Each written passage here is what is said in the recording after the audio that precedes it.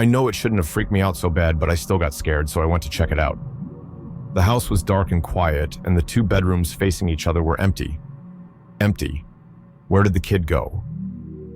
Jason? My voice pierced the silence, and I felt like an intruder, destroying the quiet of the night. Jason, where did you go? I kept having the feeling of being watched, so I turned around, fixated on the attic door, which was now opened. My instincts kept telling me to just leave, but my head, now spinning, refused.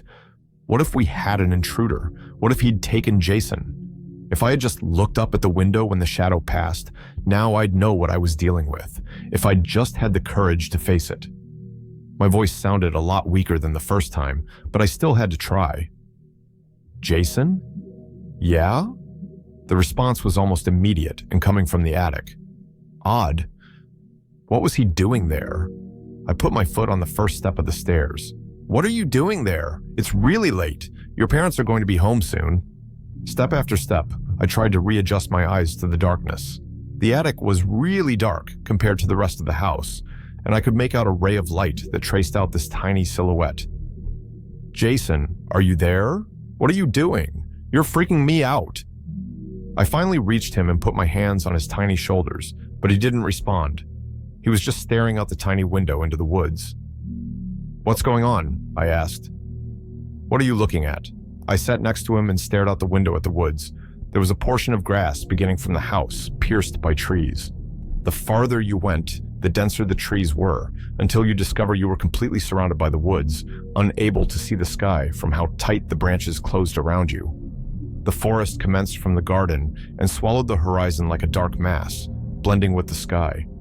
The window framed this darkness, this suffocating emptiness, and made me feel as if we'd reached the end of the world. And, had we dared to venture into the forest, we'd just fall over the face of the earth. And there stood Jason, just staring.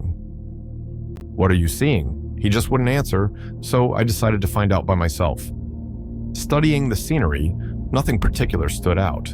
Of course, I just needed to pay more attention. Yeah, the more you looked, the more movement you saw. Birds, animals, even the wind thrilled the branches and the leaves, the grass swaying gently. And then the shadows were the next thing you noticed. These forever moving stains on the ground. I could have stared out there for years. Maybe that's why Jason wasn't moving. There's just something about the night that keeps you up. What do you think lurks out there? I asked him playfully. Where? In the woods? Yeah, my mom. I blinked a few times. That was unsettling. I mean, kids say weird stuff, but why would he respond to that? Was that a your mom joke? Was he trying to be funny? What do you mean? What does lurk mean? Oh, lurk means, well, when you wait or move slowly in the darkness because you don't want to be seen. So, like hiding? Yeah, but you're lurking when you also want to do something bad. Just how animals lurk before they attack, or monsters, I added, trying to scare him. So what do you think lurks out there in the forest? My mother, he responded once again. My body tensed up. That's not funny. I don't want to be funny. Why would you say that? Your mom? That's an old joke, and it stopped being funny a while ago. I'm not joking. Okay, let's go to sleep. Your mother can't be lurking out there. I saw her and she's pretty nice. I don't know what she told you, but she doesn't eat people. She's out with your dad now, and they're gonna come home in a few hours.